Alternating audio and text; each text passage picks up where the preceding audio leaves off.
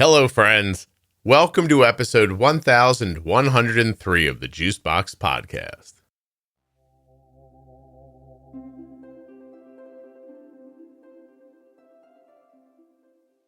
I'm back today with my second installment of the Cold Wind series.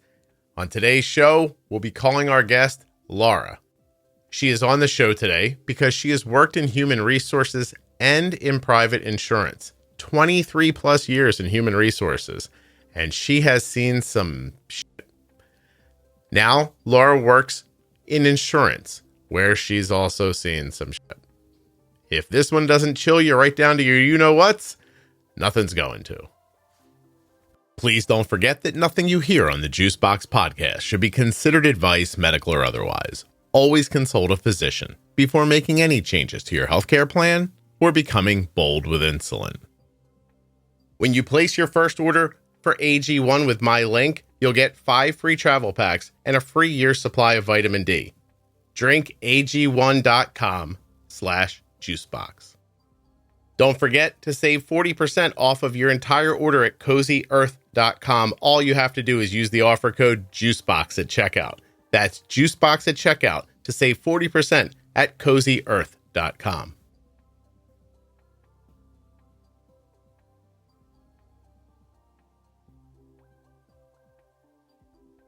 This episode of the Juicebox Podcast is sponsored by US Med. usmed.com/juicebox or call 888-721-1514. US Med is where my daughter gets her diabetes supplies from.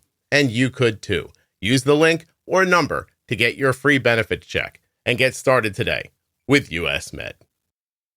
This episode of the Juicebox Podcast is sponsored by the Contour NextGen blood glucose meter. Learn more and get started today at contournext.com/juicebox. My name is Laura. I have 2 type 1 children. For the past 23 years, I worked on the benefit side of it from HR standpoint, for your company. And then the last year and a half or so, I made the change to work at the actual insurance company. You work for those people? Yeah. You have 2 sons. Yep. They both have type 1. So this is all within the last 4 years for you? Yes. Okay. Do you have type 1? I do not. Do you have any other autoimmune issues? Yes, I do. And all 4 of my children also have some sort of autoimmune. So what do you have? 2 of them T1. Hypothyroidism for you? No, mine is more of a lupus issue. Okay. My daughter has Hashimoto's and my son has Graves. The older one or the younger one? His twin brother has Graves. Oh, you have 4 kids. My 21-year-old has Hashimoto's. You have lupus. Diagnosed? Yep. Diagnosed lupus? No, not yet. We're still in that process. I have to go again Tuesday for more testing. Fun. Husband, anything? Nope. Down the line in your families? No. If we're being completely honest, I think my dad had undiagnosed type 1, and that contributed to his death at 56, which is why I had all my older 3 children tested, and they all came back negative. So the one twin went into DKA. I never suspected type 1 because I was told he didn't have any antibodies. Everything was clear. So it came took on me fast.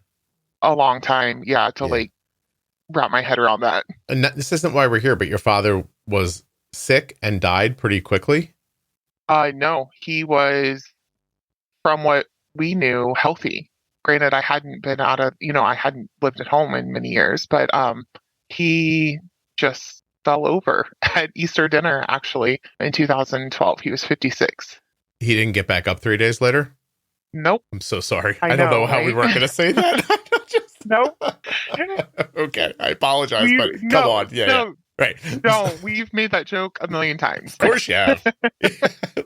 Don't touch him. He'll be up in 72 hours. Right. Oh my gosh. So your dad had a real fast onset of what you think was type 1 diabetes. DKA, died. Yep. Jesus. I do. He lived in a small farm town, and they did CPR for an hour and couldn't revive him. And I was like, okay. So once I got the autopsy and I started putting it all together and thinking back of the symptoms that I noticed, now that I know what they are, I was like, okay, yep. They did an autopsy because they thought it was Pontius Pilate? Yeah, they thought he had a heart attack. Oh, I see. Okay. You're not going to keep going with this joke about the religious thing. That's I fine. know, right? So anyway. Well, I don't want to cry. Oh, I'm sorry. How long ago was this? 2012. So it's been 11 and a half years. Oh, it still hurts? Some days, just because, I feel like, not that I could have prevented it, but if I had been able to educate him to be like, listen, Dad, like... Oh, I understand. Okay. But also he was my biggest champion in trying to figure out what's going on with me. And so I have a lot of guilt of I didn't help him, but he helped me. Mm-hmm. No. Yeah, I helped my mom a lot with her cancer, and I think I made decisions that directly elongated her life, and I still feel bad about whatever it is I didn't think to do. Yeah. Which is, not really fair, but I understand how you feel. And I'll stop joking about it. I apologize. My God. I need to laugh. Yeah, well, don't worry. I think in a minute you're going to get to let your aggression out in other ways. So, okay. So you're on the show today anonymously because obviously you have some backroom knowledge about human resources, insurance, and now about type 1 diabetes. Yes. So let's start with your career as an HR person. Okay. What is it you saw that now in hindsight you think, oh, that wasn't right? We shouldn't have done that. It's always about the cost, right? Like, it's always what can I do to save the most money so I can make the most money? And 110% of the time, we're not paying for technology. In my previous experience, obviously, 20 years ago, technology wasn't then what it is today, but I had no understanding of type 1, what type 1 was, or why the technology was important. And I look back and I'm like, oh my God, even today, I'm like, oh my God, why are insurance companies forcing people to live barbarically? Like, we have technology, use it. But it's always about, I didn't fight hard enough, to help this person. Why can't we add this to the formulary? Why, it's always why. Like, yeah. So let's break that down for people so that they can understand, because I think that the phrase that your company feeds you is, oh, the insurance doesn't cover that, but they're the ones who chose what the insurance covers. Right. Yeah. So when when your employer is saying insurance doesn't cover that, what they mean to say is, for reasons of cost cutting, we decided not to pay for you to be covered by that. Right. Yes. Okay. Especially on a self-funded plan. When they're fully insured, then the insurance company does have a little more control over that. But I am from the Midwest. It's a hotbed of self-funding. I have never worked for a company that wasn't self-funded.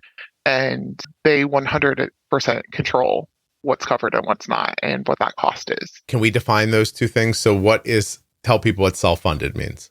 So self-funded means the company itself is paying medical bills. Fully insured means that the insurance company is paying the medical bill. Why would a company choose one over the other? Cost. It's a gamble, obviously, but if you're self-funded and you have a relatively healthy population, then you're going to charge, $1,000 a month in an insurance premium, but you're only going to spend $400 a month. So you have, for example, you have the ability to make a whole lot of money, right? And just sock that money away. When you're fully insured, you're paying $1,000 a month in insurance, but someone else controls what portion of the bill gets paid. So fully insured is the company is paying a premium, and then that premium is set up based on the tier of insurance that they've purchased. And then if you get sick, the insurance company is the one taking the risk. They're collecting money every, however frequently from your employer. And they're risking, if you guys don't get sick, then we get to keep this. But that costs more because it shifts the risk onto the insurance company. So they charge more for it. Right. Self-funded is, yes, a company is like you might have a card out and it might just say Aetna on it. Like, right. And you think, oh, Aetna's my insurance company. But really, Aetna is just handling the billing and everything. And they literally send a bill to the company, probably quarterly, and say, look, this quarter, this is what it costs to give healthcare to your employees. Write us a check for it. Right. Yep. Yeah. You're simply borrowing that network. So Aetna's network, United Healthcare's network, Anthem's network, etc. Mm-hmm. So when you're in human resources, do you ever see someone come in, say they interview 4 people for a job, and they get it down to 2 people and they're equally qualified, and one of them's 50 pounds overweight? Do they go, think the thin one? Because maybe that'll be better for us? The reality is, yeah, there is a little bit of that happens. Mm-hmm. I mean, it would. I'm just thinking of it from my own perspective. If I owned the company, I'd be like, let's get the one who wasn't winded walking up the stairs. Like, I think I would do that. So yeah, I have one employee that I worked with who had a blood disorder and needed lots of blood transfusions, lots of different things. And I was like, this guy is amazing. And so I took him with me to my next company, and they were like, "What? Why? Do you know how much money we're losing on him?" And I'm like, because he's making you a lot of money too. Like, you can't just look at it from one perspective. But also, we're not discriminating, so don't talk to me about that. But if we can all do it with a wink and a nod, then why not? Mm-hmm. And so, so when people say, the conversation I usually see online is like, well, when you go to a job interview, you don't have to disclose your health. And some people are like, well, I have type 1 diabetes. I want people to know. And I'm not hiding it. I'm like out about it. But the truth is that if you got into that situation, they might go, oh, that lady looks like she's wearing an expensive gadget on her arm. Like, let's not go with her.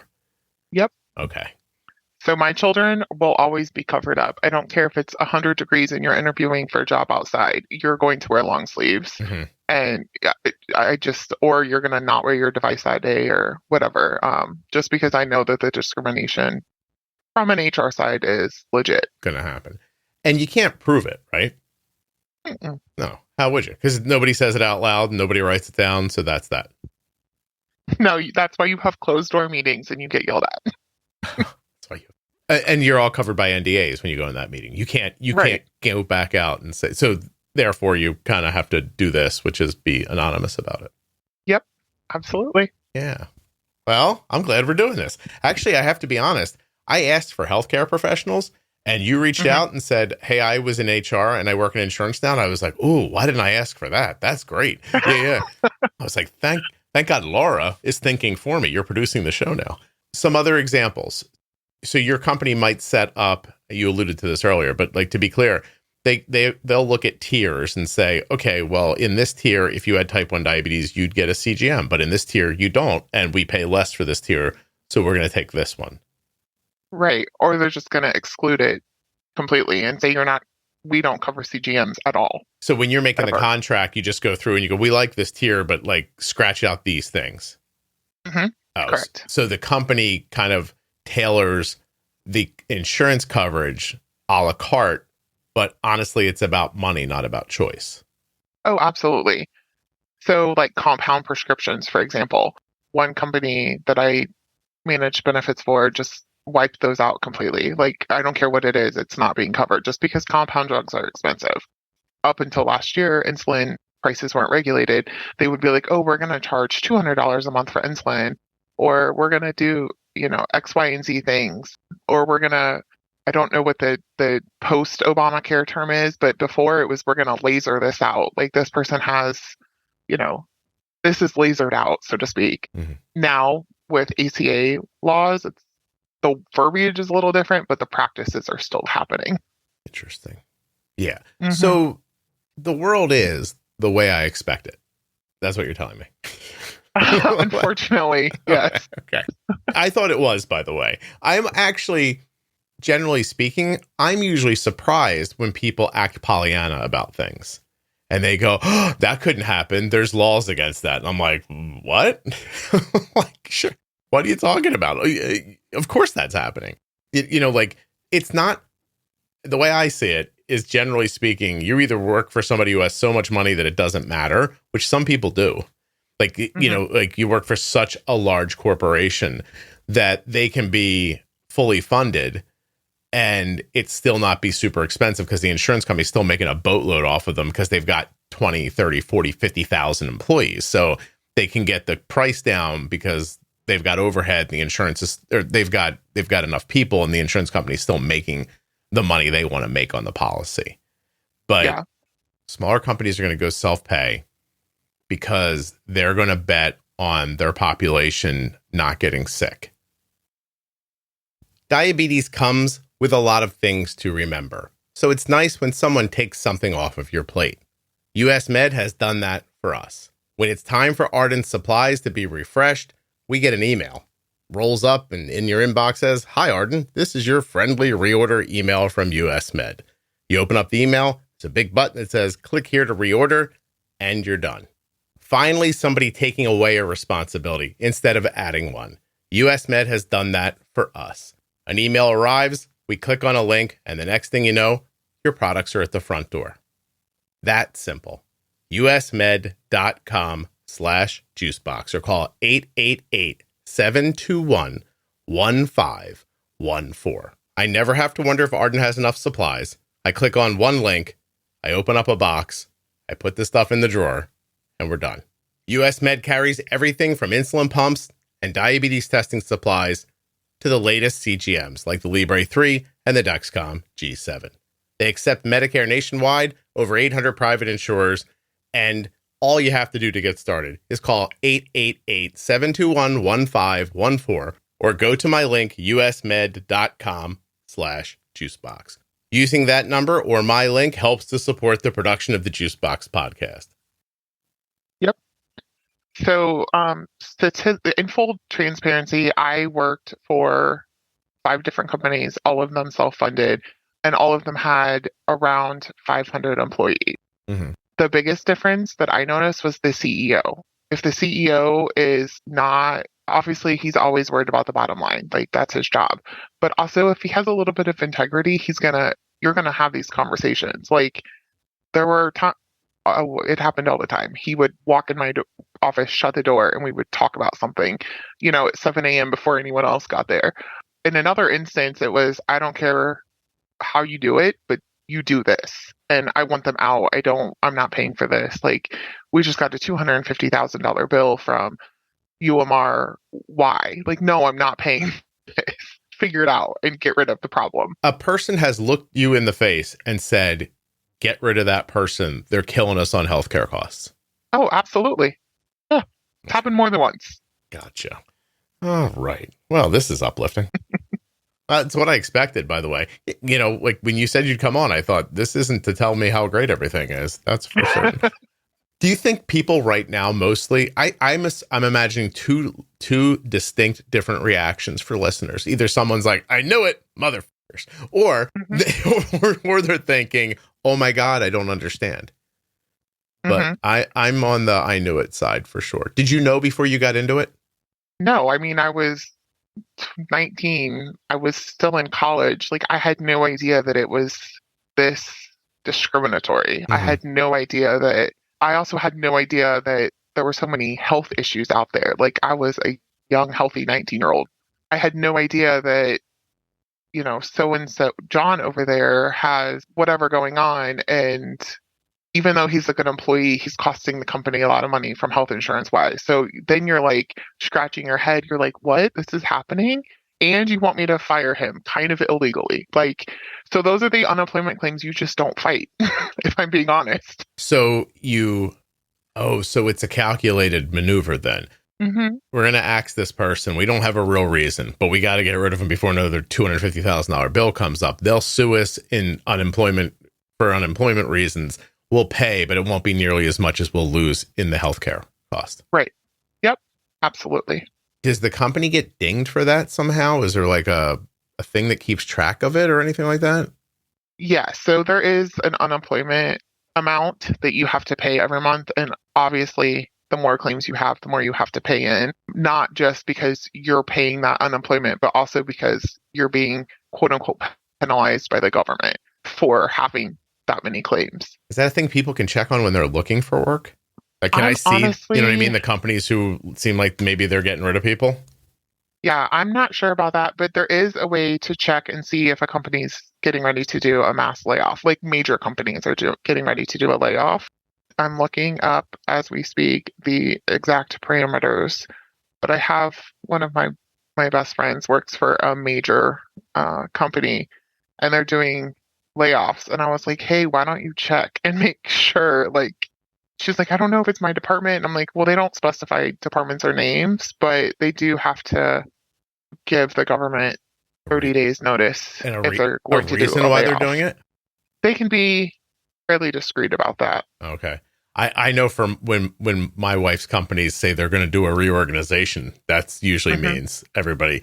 And it's funny. I always think of it as every few years they hire, and eventually the bad employees shake out. You figure out which ones aren't as valuable as you hoped they would be, or didn't end up being necessary, and they move them along, which business-wise makes sense to me. It never occurred to me that we'd sprinkle in a couple of people with a heart condition or something like that into that list too.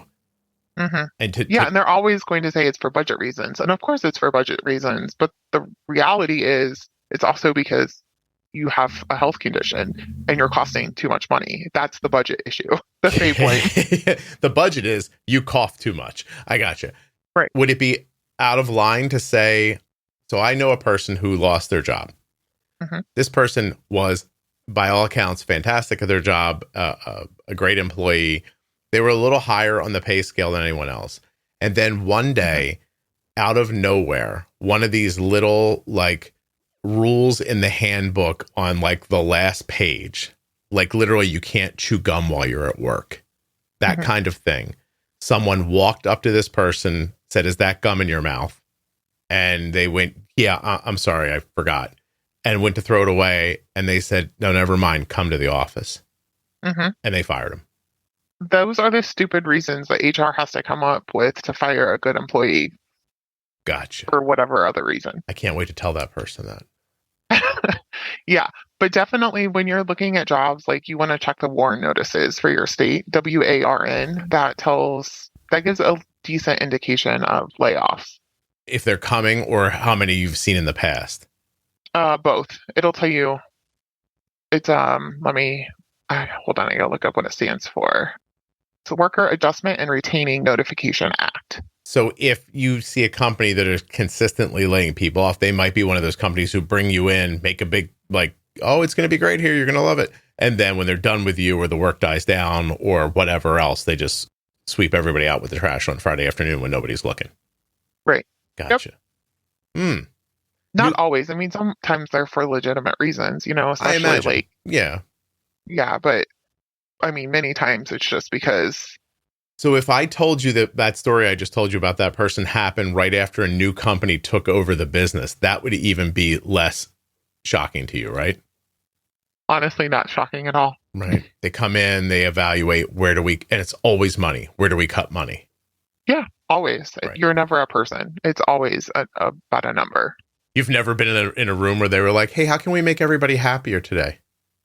It's happened a couple of times, and I convinced the CEO to serve everyone breakfast just, to be like, hey, I'm normal and not a total asshole, but like normally, yeah, I mean, it's all about money. Like it's always, how do we cut the most overhead? And so I've been through a couple of sales, right? And you always make a spreadsheet of salaries versus expenses. And whoever is in the top obviously goes on both of those. That's why they say don't get too high. Like don't make too much. I used to hear people say that. Like I don't want to I don't want another promotion or they're going to take my head off in 4 years if I do. Right. Yeah. Yep. Gotcha. Can I ask, since your kids' diagnoses, did you have any like quiet moments where you look back and thought, oh, I wonder how many people's jobs I helped get rid of that had this stuff going on? Absolutely. Because there are a few I know of. So I wonder how many I didn't know of. And it kills me. But in the moment, I mean, imagine, especially when you're younger, in the moment, you're like doing your job, which by the way, I'm not coming down on you. Like this is how business works. Some people might have been surprised by it. I wasn't. And so people are going to do these jobs. Not everybody's job is pleasant. That I'm not coming down on you at all. I'm wondering about like personally, like you have this moment where you think, oh God, I was in a meeting and I came up with a reason to get rid of that person. The Contour NextGen blood glucose meter is the meter that we use here. Arden has one with her at all times. I have one downstairs in the kitchen, just in case I want to check my blood sugar. And Arden has them at school. They're everywhere that she is. ContourNext.com/juicebox. Test strips and the meters themselves may be less expensive for you in cash out of your pocket than you're paying currently through your insurance for another meter. You can find out about that and much more at my link, ContourNext.com/juicebox. Contour makes a number of fantastic and accurate meters, and their second chance test strips are absolutely my favorite part. What does that mean? If you go to get some blood and maybe you touch it and, I don't know, stumble with your hand and like slip off and go back, it doesn't impact the quality or accuracy of the test. So you can hit the blood, not get enough, come back, get the rest without impacting the accuracy of the test. That's right. You can touch the blood, come back and get the rest, and you're going to get an absolutely accurate test. I think that's important because we all stumble and fumble at times. That's not a good reason to have to waste a test strip. And with the Contour NextGen, you won't have to. ContourNext.com/juicebox. You're going to get a great reading without having to be perfect. Yep. Yeah. Is that hard? It's happened. It's very hard. Especially when I think about, like, you know, because there are times like I'll find out after the fact, like, oh, so-and-so had this health condition or so-and-so was pregnant and you didn't know yet or whatever. And you're like, I mean, I can't tell you, Scott, how many times I've put my hands on my head and I've just been like, oh my fucking God, what did I just do? Mm. Now, to give you the flip side of this, how many employees have you dealt with who are habitually taking advantage of like short or long-term like coverage? Like somebody's like, oh, my doctor says I need to take a month off. I have a cough. Like there are people who like do that, right? Like they work a little, quote, get sick, take off 3 months on like long-term disability, then come back, want their job back, work 6 more months, get like that. This happens. No? It absolutely happens. And that's why FMLA laws are what they are. That's why it's 100 or 1 year and, you know, all the hours, like, because to stop that. And it sucks, you know, when you're in a position where now I'm on the flip side of it. And I'm like, I needed FMLA like 2 years ago, but I didn't qualify for it until 1 year ago, you know? Yeah. But then you see that all the time of like people that are requesting STD or LTD, short-term disability or long-term disability. And you're like, no, over and over. So they limit it to a year to stop people from taking advantage of it. But the flip side of that is there are actually some people who need it for more than a year and they just get aged out of it, and screw them. And that's part of doing business. This is what the speed trap catches. It catches people who need it and people who don't need it as well. Yep, absolutely. That's upsetting. Is that hard to watch somebody? Because that's stealing, in my opinion. You know. Oh, yeah. So did they ever prosecute people? Did they ever go after them, or is it just too difficult? I don't know that I've seen anyone prosecuted for it, but I have definitely seen short-term disability and long-term disability claims denied because they were frivolous. Yeah. They just tell them, look, come back to work or you're done. That's it. Right. Yeah. Gotcha. Am I missing anything so far? Like, is there something you should be telling me that I'm not knowing to ask about? I just want to reiterate that, especially if you work for a self-funded company, your HR has total control over the formulary and what's covered. Mm-hmm. Have you ever heard my story about Arden's dental work? No, I don't think so. When Arden was really little, obviously we didn't know what we were doing. She was drinking a lot of juice at night, like, you know, saving her from Lowe's over and over again. And a lot of her baby teeth got cavities. And it was too soon. She couldn't just take them out because she needed them and she wasn't going to get teeth for a little while. So they had to be fixed.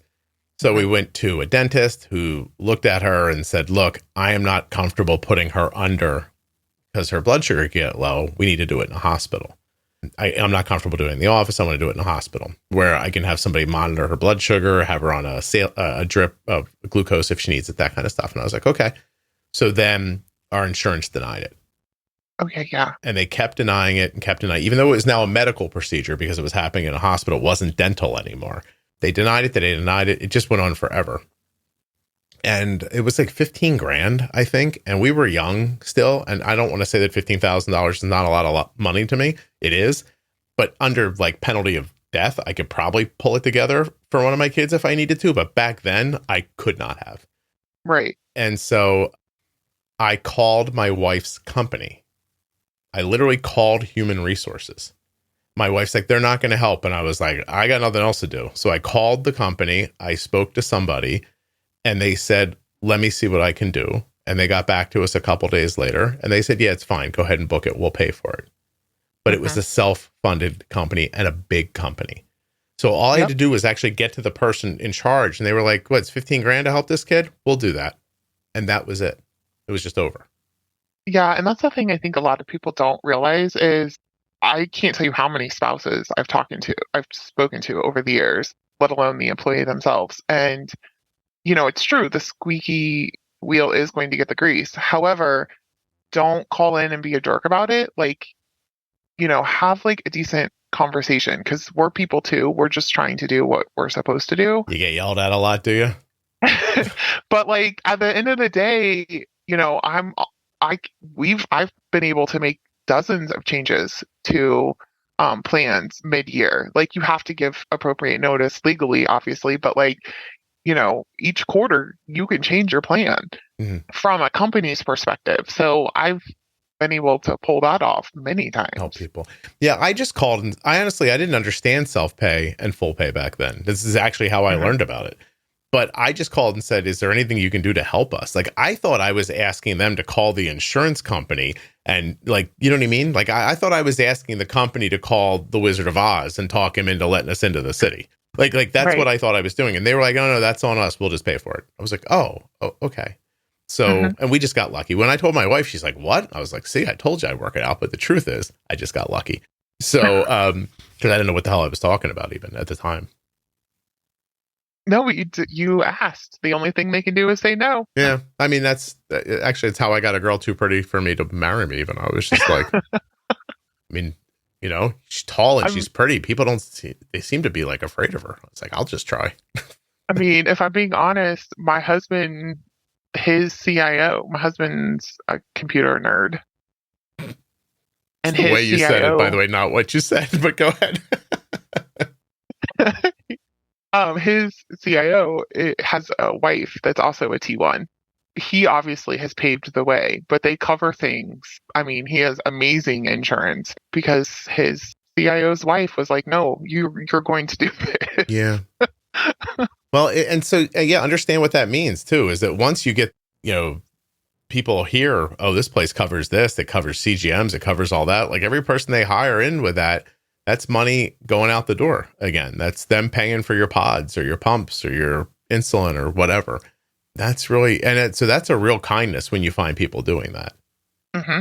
Absolutely. Yeah. It's because you have executives with integrity. That's it. You don't see another reason for it at all. I mean, I'm sure, listen, I'm sure that he brings great value to his company and I'm sure as does everyone, right? Mm-hmm. Or he wouldn't have a job. But at the end of the day, it's because you have executives with integrity. Right. Because they could hire somebody as good as you who doesn't need an insulin pump. Right. Right. I have other questions that might not be connected to this. Can I just ask real quickly? Go for it. I'm a wealth of information. I think you might be back actually one day. But when the company's like, hey, you can get life insurance through us, for example. Mm-hmm. And it's like up to 1, 2, 9 times your pay or whatever. There's always value in doing at least what the company's paying for. Is that right? Absolutely. Yeah. Always take that. What about healthcare spending accounts? Is that a good thing to do? Depends on the plan. So previous to diabetes, we always had an HSA, but since diagnosis, we have gone back to a traditional PPO plan with a low deductible because HSAs are hit and miss because they only fund as you get paid and you fund them. So if you have a $3,000 bill in January, you may not hit $3,000 in your HSA until June. Right. So they're tricky, and it's always something to look at. That is what happens to us. We we take we put the maximum we're allowed into our HSA. Mm-hmm. And because it's just a tax shelter for the money, right? Right. Yeah. So, but like you said, in January, when like it's pump time or it's this time, you're like, ooh, the first time like your CGMs cost $2,000 and you're like, oh, they're $20 in June. What the hell? You know, like that kind of stuff is, it's shocking. And if you don't have cash aside for it, it's obviously problematic. Yeah. Or it's like that initial hospital bill when your child first goes in and is diagnosed and you have to pay it literally on the spot. And you're like, okay, I'll give you whatever you need. Just keep my child alive. Sure. Right. And you're like, holy shit, that was a lot of money. Like, how did I just come up with $5,000 to give them like literally on the spot? And then you're reevaluating, okay, we maybe need to change our insurance because I don't know that I can do that all the time. Like, that's not necessarily practical. Yeah, it is a thing too. I never forget when I moved into my house, my neighbor was older than me by almost 20 years and he was already sending his kids to college. And I was like, how do you pay for all that? And he goes, hey, you'll figure it out. And I was like, that's your advice? And he goes, that's how it works, man. You'll either figure it out or you won't. And I was like, okay, thanks. Yep. Okay. I have 3 in college right now. And I'm like, oh my God. How are we doing this? Yeah. It's ridiculous. And then they called. This is why I'm working. Arden just left school like 5 hours ago. She's driving home like the semester's or the quarter's over. And she's like, I need money in my account for the drive home. And I was like, okay. I said, I'll transfer some money in your account. I mean, I literally had to send my daughter $900 a couple days ago for a new computer. And I'm like, okay, cool. Yeah, I don't have anything else going on. Sure. I'll just keep wearing these sneakers another 6 months. It'll be fine. Right. Like, forget the hole in the side. I'm wrapping it with duct. It really does. It is the way it goes too. It's like you're living like you're in college and they're okay. What the hell's going on? Anyway. Okay. So that's the HR side and what you might expect from your company. But now you work for an insurance company. So how are we getting fucked that way? Because they're going to deny everything you send to them at least once. And then thankfully we have a really good endocrinologist who literally, you know, when I'm like, listen, they're not going to approve it, you know, blah, blah, blah. Like I work not for the insurance company that we have, but like I work for an insurance company and they're going to deny it. Like I know how this works. And she's like, no, let me take care of it. We know how to write these things to make sure that it gets approved. And I'm like, okay, I don't know the science or the specific behind it, but I have come to realize how insanely important it is to find an endocrinologist who will write the prior authorization requests the way that they need to be written to get approved. It's fascinating. I needed, so I don't know how much of the podcast you listen to or you don't listen to, but I've been using Wegovy for weight loss for like 9 months now. And I've lost 40 pounds. It's made a significant change. I know you look amazing. Oh, thank you. Very nice. Anyway, when I went to the doctor's like, look, obviously you need this. Your BMI supports it. But I said, do you think it'll get coverage? She goes, I know what to do. I was like, okay. And boom, right through. Like it was nothing. Yeah. Like my son, he's now 19, so I can't do it for him anymore. I just send him insulin so he doesn't die because he doesn't get it himself. But the differences in the endocrinologists are like night and day. Like there's not enough words to describe it. And I'm like, how do you not even have enough insulin to get through a month? Like, why is it not being approved? And he's like, I don't know. That's just what they'll give me. And I'm like, okay, clearly I need to have a conversation with them and be like, you know, here's how you write this. This is how, for my 10-year-old, I have a ton of extra insulin and thank God, because that's how I'm keeping my 19-year-old alive. Like literally, I'm shipping it to him every month. Your younger kid is at a pediatric endo. They know how to say, yeah, we'll say the need is this. And that way you'll get an extra vial and you'll be okay. And like that kind of stuff. And the adult endo is just like, they don't give a crap and they don't try very hard. And your son is 19, so he's not pushing back. And that leaves him without insulin. Right. Yep. He gets about half of what he needs. An insured person. Yeah. Yeah. Gotcha. And that's just because the doctor doesn't know how to deal with the insurance company. Yes. And also I have a child that I got is like, yeah, whatever. Is he a little dopey or what do we got going there? I don't want to say. It's your kid. Don't say.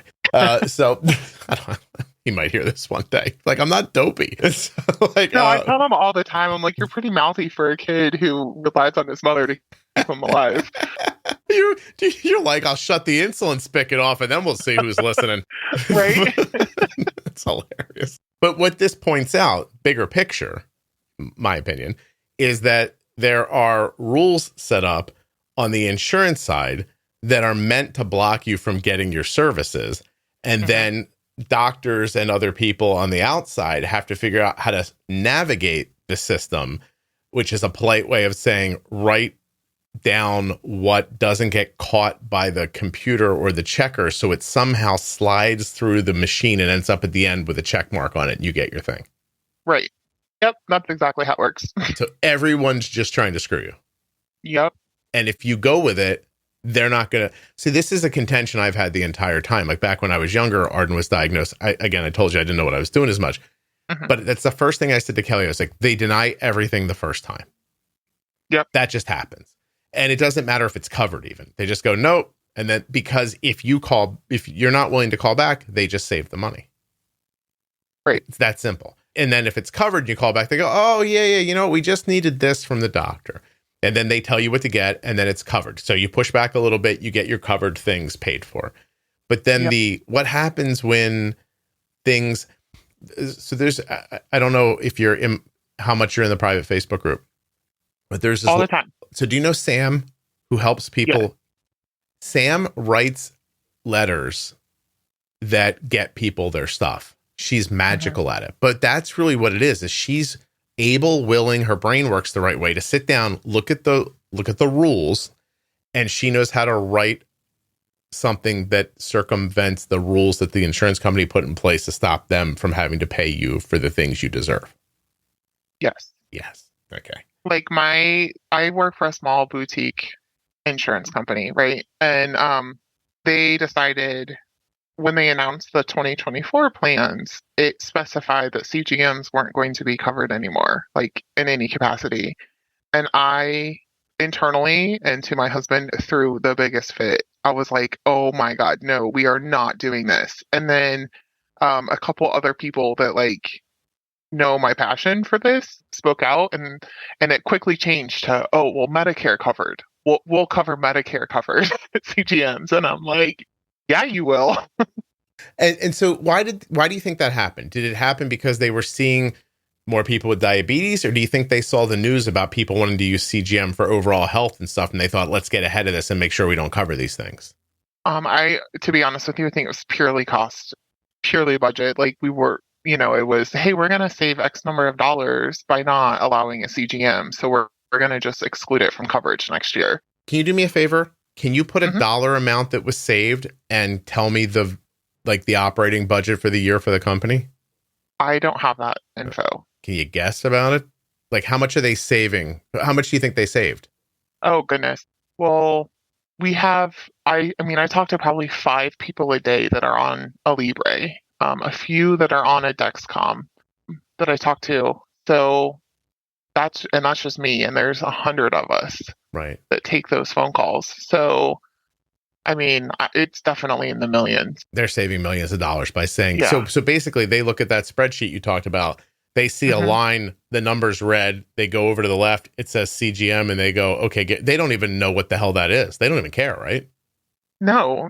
I would venture to guess 85 to 90% of them have no idea what a CGM is.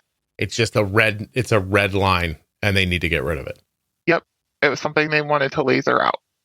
Is there what if it was like cancer medication? Is there anything where like societal pressure stops them? Well, I think that was why they ended up a week later changing their tune, was because of the societal pressure. Because there was not only employees, but there was a lot of members that they insured that were like, hell no, you're not doing that. Oh, so even the companies that are buying the insurance from them are like, hey, I have diabetes. Like, hold up. Like that kind of thing. Do you think if they would have known that before they struck it, they wouldn't have? Or do you think they would just strike it to see what would happen next? Oh, the way that this company operates, they were going to do it anyway and then just take the gamble. They're always going to take the gamble. Right. And then if somebody bitches, then we'll backpedal if we have to. Yep. Always. You know, again, I have to say, purely from a business perspective, it makes sense to me. Mm-hmm. I'm not shocked. I'm not even appalled, actually. I'm just like, okay, I get it. Like, I see now, if you told me that this is a $25 billion a year company and they did this and they were going to save $3 million, then I go, come on. Like, you know what I mean? Like, what are we doing here?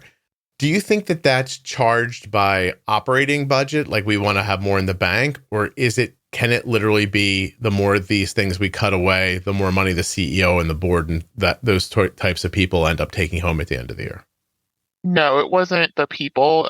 They're working on building new hospitals, and they want the money. They need the capital. I know that they took a decent loss. I think every company took a decent loss during COVID, mm-hmm. and they're trying to make up for that shortfall by doing anything they can, and they're wanting to expand. They're trying to expand. It's just not able to happen as fast as originally planned. Yeah, they wanted it as capital. They needed it for operating. Yep. Yeah. You know, anybody who's got kids in college through COVID and after COVID will see that the incoming freshman classes after COVID don't fit in the buildings. Right. And the colleges don't care. They're like, we need more. Like there are a pile of children in colleges they probably couldn't otherwise get into because they had money. Mm-hmm. And those colleges needed to sell those spots to get the money back they lost during COVID. Absolutely. Yeah. And then it hurts everything going forward. Everything except the bottom line. The bottom line is serviced, and you get poorer experience in college. You get, more students to teachers. You get crappier teachers. Like, you get all kinds of bad comes from it. But in the end, the school will have more money in the bank when it's all over. And your personal reward is hundreds of thousands of dollars of student debt. Debt, yes. And you'll go get a job that won't cover your insurance for you. And then you can just work your life away trying to pay it off. And hopefully you won't get sick. But if you do, don't worry. We'll find a reason to fire you. Right? Perfect. This has been really uplifting. Thank you so much, Laura. I'm sorry. Oh, my God. Oh, my God. But I have discovered, a whole nother subject, but an LPN at my son's school 2 years ago when he was diagnosed, literally almost killed him, not once, but twice. And so we wrote the OCR, we did the whole thing. And I realized that this is my job in life, is to be a whistleblower to these practices. I'm going to hold schools accountable. You companies, you do dumb shit, I'm coming after you. I'm going to hold you accountable. Good for you. Well, we got to get you a job doing that. I know. We need a small nonprofit to hire you. Yes, absolutely. Yeah, and let you run around and yell at people. I'm literally a wealth of knowledge. I have so much legal background, not from the employment law side anymore, from the ADA 504. Yeah. I'm telling you, I'm a wealth of knowledge. I know an HR professional pretty high up in a mid-sized company, and you can tell that everything about their job pulls on their heart, constantly. They're always downtrodden when they're talking about work. And it's a little bit I can't believe I'm the one that has to do this stuff. Yeah. That kind of feeling. Well, I officially retired from the HR side when I had an employee fatality. I was like, nope, I will never be the person to do that again. So, bye. Can you give me color on that? How did somebody die? Oh, yeah. So they were 18, came to work high, and was driving a forklift and trying to do fun, fancy tricks on it, and it crushed him. Yeah. But it was 10 o'clock the day before Thanksgiving, and I was like, I will never, ever. And of course, me being, the only female on the executive team got nominated to make that phone call. Oh, you had to call his parents. So I had to be the one to call the parents. I had to be the one to do the press release, to, talk to the media, because it was everywhere, right? And I was like, never again, I'm not doing it. So I, had to bring in the grief counselors and do the whole thing. And of course I got a very nice bonus out of it. And literally 3 months later, I was like, nope, not doing this, guys. Bye, I'm out. And I went, that's one. The company didn't do anything wrong. The kid showed up high, nobody knew it, and this is what happened. Right. Yeah. Right. No, the company didn't do anything wrong. Right. And I But just worked with OSHA. We reinforced safety rules, all of it. But like, I still personally don't want to ever do that again. does the poster on the wall now say no heroin while you're working? Or, I mean, what is how do you reinforce that safety rule? Well, ultimately, the facility ended up getting shut down, not by OSHA, but just because there were a slew of other problems. And I just was like, okay, I am putting together a lot of this for you, but like, I'm out. So I gave them like 3 months, and then I was like, okay, It just made your heart heavy, and you wanted to move on and do something else. Yeah, so I came to the benefit side thinking or to the insurance company side thinking like that would be easier for me, personally to deal with, like mentally. And now I'm like, maybe not. Oh, hell no. I, when I was very young, like in my early 20s, I used to collect credit card debts, and I had to stop doing it. I was really good at it, and it just made me feel bad all the time. Like there's no doubt these people spent this money, they owed the money, like all that. And I'm not even talking about the interest rates. Like I know they're, I know the game, right? They get you to buy a couple things. I mean, right now people's credit cards are like at like 24%. Like I don't even like, if you're buying something on a credit card and you don't have to, please stop. But anyway, this would happen. People get under, then, they're just trying to get your monthlies out of you. Like really, I don't know that people understand that credit card companies, insurance companies, some businesses, they're all really they're in business to make money so they're investment companies, basically. Most insurance companies are investment companies, right? Yeah. So they need the money so they can invest it and make more money. So they get into something where they make a bunch of money. Your health is probably 20th on their list of what's important to them. And, they're collecting fees and then using the fees to, buy stocks, do trading, like that kind of stuff, and try to make money that way. Anyway, I couldn't do it anymore. I was too good at it. And some of those people were lying and they just didn't want to pay, but some of them were really in trouble. And I was good at cajoling them into paying. And then I just left one day and I told my wife, I'm like, I have to stop doing this. I was like, it's hard. It's heavy. I don't want to be the one that makes these people give somebody this money.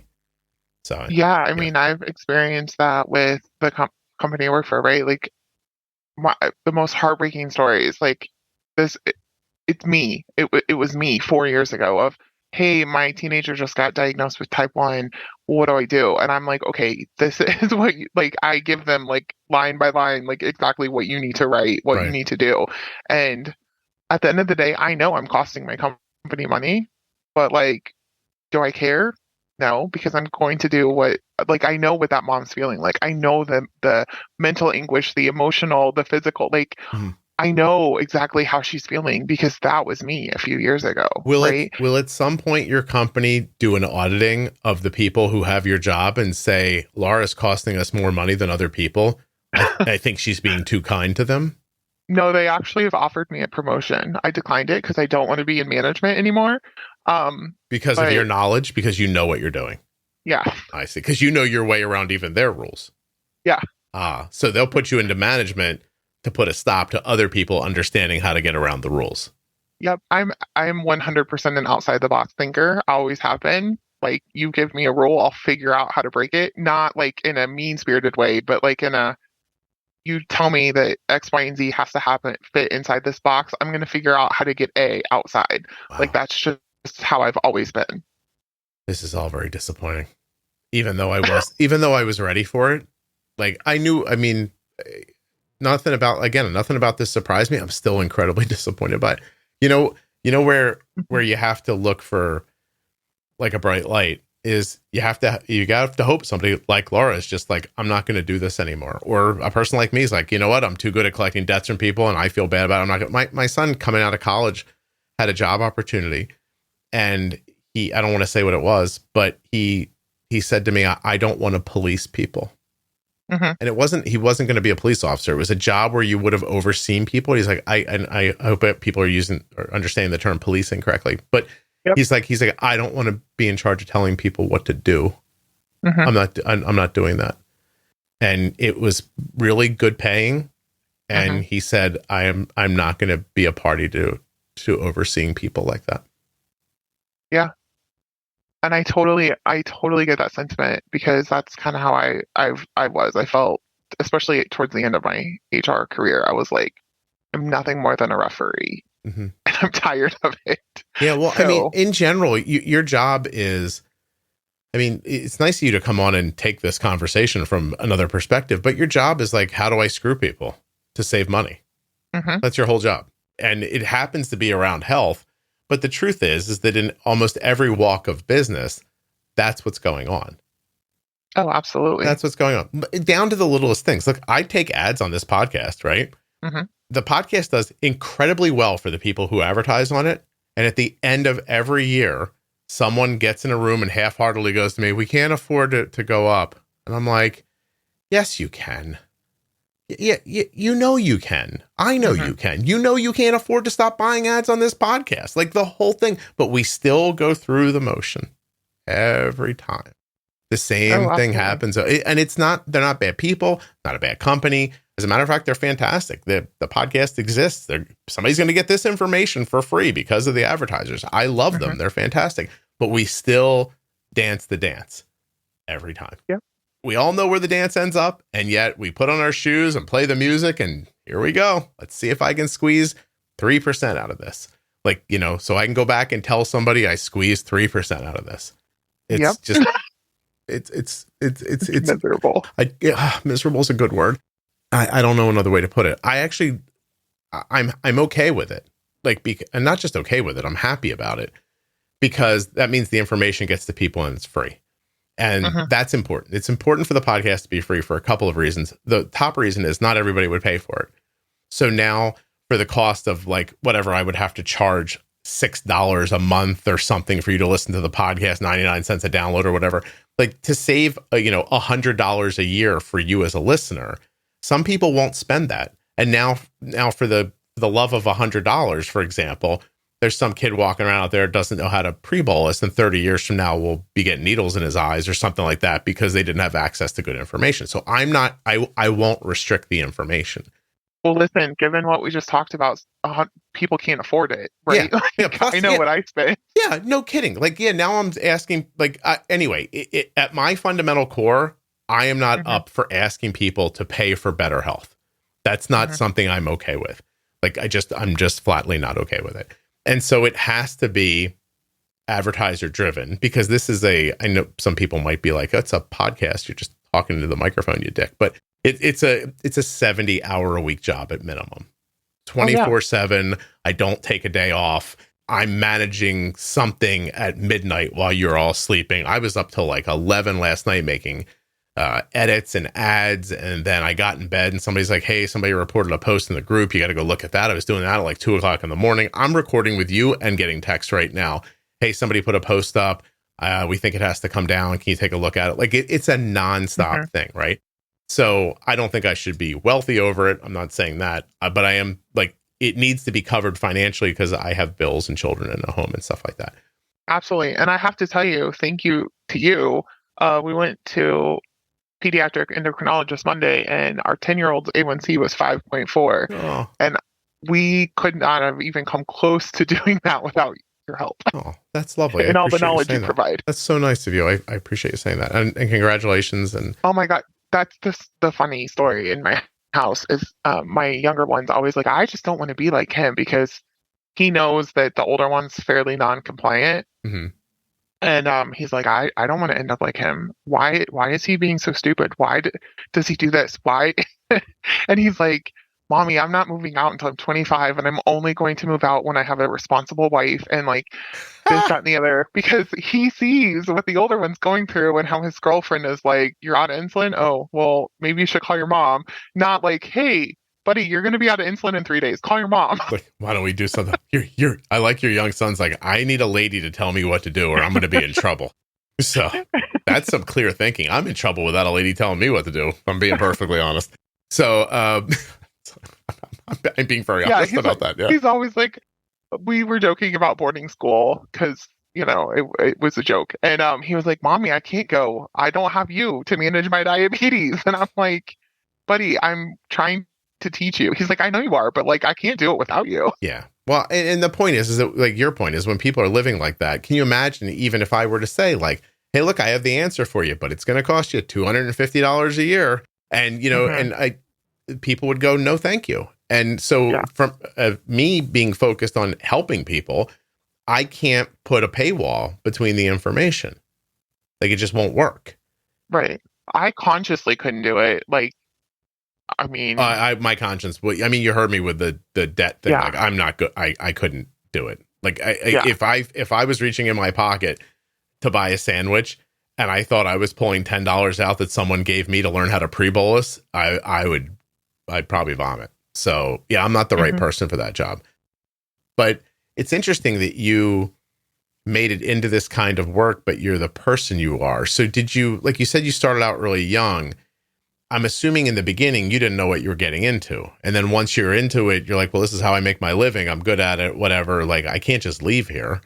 And then that's kind of how that happened. Can I ask this? If you have a group of employees that are all doing the same thing as you, do you think if we got them all together, most of them would say, I do a shitty thing and I feel bad about it? I think you probably have 50-50. I've run across so many HR professionals in my career, and some of them are like, I hate my job, but I'm really good at it and it's good money, so I do it. And then you have the other half that are like, oh, I don't care. Like, I'm just, whatever. Little Genghis Khans, they would have been like 5,000-6,000 years ago. They would have been like, whatever, let's just, that's fine. And listen, I also don't, that doesn't surprise me either, that people's, sensibilities are different. I was just wondering how many people are like downtrodden in these jobs.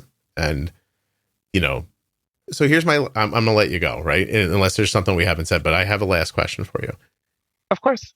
Is there a fix in this that serves the company and the employee, or is there really no winning? The fix, honestly, is honest conversations, finding out what your employee base needs, but people are too scared to talk about it from both sides, not just from the employee side, but management is also scared to talk about it. So I think that's the biggest thing is going to be lots of honest conversations. Aside from the fact, like, the whole system just needs an overhaul. Like, why the fuck am I filling out a PA? Diabetes didn't go away. Like, I still have it. I've had it, for 3 years now. Like, stop making me fill out the same paperwork. Yeah. But they're going to keep doing it. Like, that's just stupid. Yeah, like, but they're going to keep doing it until someone says something. Like at the beginning of the year when like your distributor goes like, well, we have to get, a letter from your doctor that says you have diabetes. I'm like, my daughter's had diabetes for 15 years. It didn't like, what are you talking about? This is how it's done. And you're like, oh, okay. And they don't know either. You have them on and they go, yeah, I don't know. It's what it is. We have an entire world that if we all stopped for 5 minutes, looked at each other and were honest, everyone would go, I don't know why it's like this. It shouldn't be like this, but yet it is, and it perpetuates itself and keeps everybody going. And there's an argument that it's just that society gives people things to do because people need things to do, or they'll become either lazy or aggressive. So you build these like bullshit tasks into people's lives to keep them focused. Yeah, and I mean, I have to say, like, I pride myself on, I am obviously my best interests are with the company, right? But like, I am a very empathetic person. So I always, and I did a lot of project work consulting once I got like good at my job. And I would always sit down employees and be like, okay, listen, let's have an honest conversation. And some of them were extremely honest with you because they were like, oh my God, no one's ever talked to me about this before. And I'm like, what can we do to make it better for you? Blah, blah, blah. Other employees that were like, it's fine, let's just keep it the way it is. I'm going to go back now. And I'm like, okay, so you get that, but you also have to take that information up the chain, and you're looking in the whites of a CEO's eyes and being like, look, the people think you're a complete douchebag. Fix it. Like, you're just money hungry. You're blah, blah, blah. Like, this is how they're seeing you. And so it's having lots of honest conversations, but people are scared. I've never been scared. I don't get scared by people. Hence why you're good at this. I've done OCRs and I've done all the things I've done, but it takes a lot to do that. And I like to bridge that gap, but it also takes a mental toll on the person doing it. And that goes unnoticed. Right. 100% of the time. No. And is this why all this that we're talking about, this is why small companies can't even afford to offer people health insurance? Yeah. Yeah. Because if they go full pay, it's probably crazy expensive because the insurance company is not making enough of a vig off of it because there's not enough people. And if they go self-pay and one person gets sick, they're out of business. Right. Gotcha. Yep. Okay. Well, everyone jump out a window. I know, right? I tell my husband every day, I'm like, I don't care how much you don't like your job, you're never leaving it. Like, you have amazing benefits. This is what's happening. I have to say my wife's benefits are terrific. And it is a thing we've passed on to our kids as far as I've said to them, look, you want to work for a large cash rich organization. That's your best bet at getting decent healthcare. I mean, am I wrong about that? No, I don't think you're wrong about it. I would say I don't know that being cash rich as a company is like, it's a priority, but I don't think it's the biggest priority just because they might just choose to keep more of that money for themselves and not spread it around. Or they could be, executives of integrity and be like, look, we need to do this to get a good working population, because the reality is, from what I've experienced in my career and talking to others, your highest performing employees always have some sort of health situation going on. So they're going to be expensive, but they're also going to save you, or, they're going to cost you, but they're also going to make you a lot more money. Hardworking people are killing themselves faster. Yep. Yeah. That's a joke about my wife's job that we have between us. I'm like, they pay you a little more because they know they're killing you. And they're trying to keep you here doing it. And the only way they can figure out to do it is to incentivize you like that.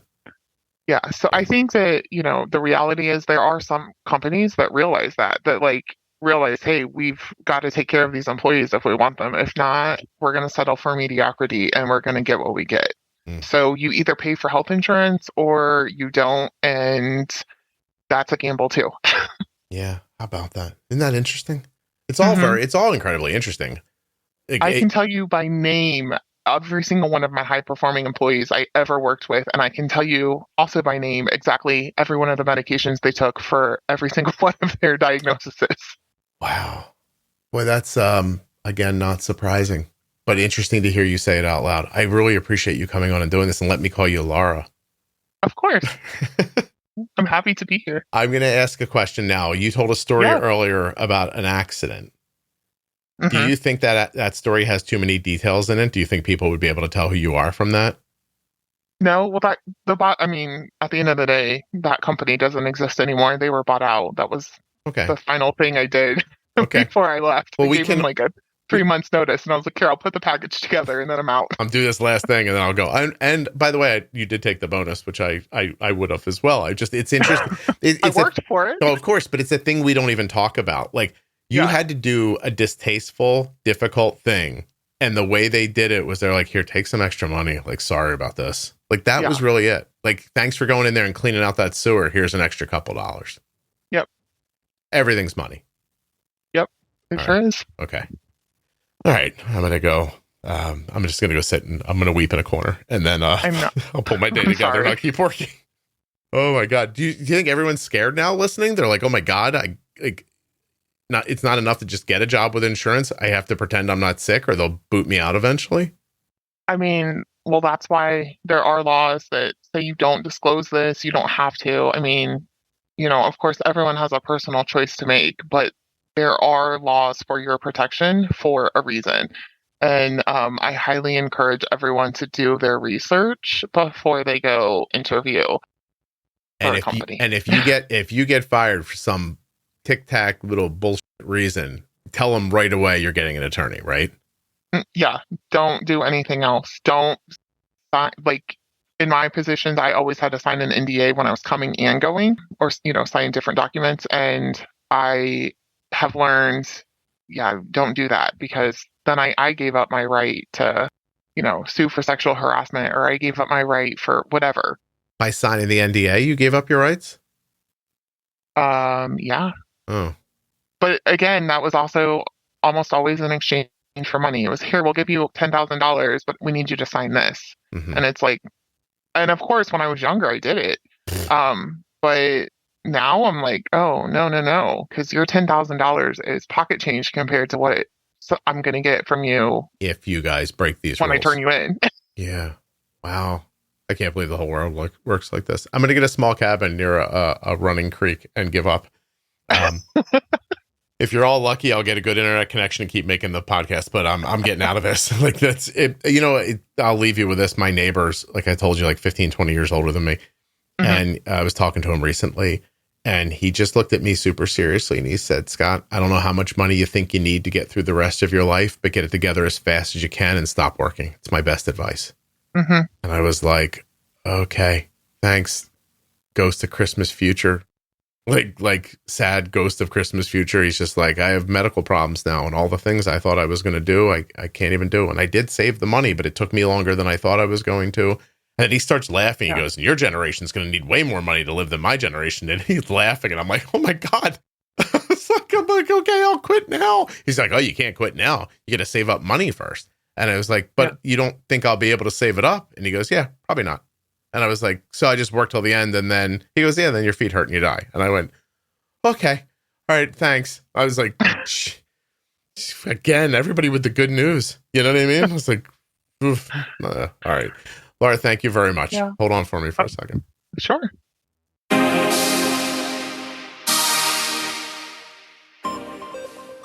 I'd like to thank Laura for coming on the show today and sharing her knowledge about the human resources and insurance processes and the backroom things that we don't see. This episode of the Juicebox Podcast is sponsored by the Contour NextGen blood glucose meter. Learn more and get started today at contournext.com/juicebox. A huge thanks to US Med for sponsoring this episode of the Juicebox Podcast. Don't forget, usmed.com/juicebox. This is where we get our diabetes supplies from. You can as well. Use the link or call 888-721-1514. Use the link or call the number, get your free benefits check so that you can start getting your diabetes supplies the way we do from US Med. If you're looking for community around type 1 diabetes, check out the Juicebox Podcast private Facebook group, Juicebox Podcast, Type 1 Diabetes. But everybody is welcome. Type 1, Type 2, gestational, loved ones, it doesn't matter to me. If you're impacted by diabetes and you're looking for support, comfort, or community, check out Juicebox Podcast, Type 1 Diabetes on Facebook. If you're enjoying the Cold Wind podcast, please share it with someone who you think might also enjoy it. And if you know a healthcare professional who would be a great guest on the podcast, please share it with them as well. If you're not already subscribed or following in your favorite audio app, please take the time now to do that. It really helps the show.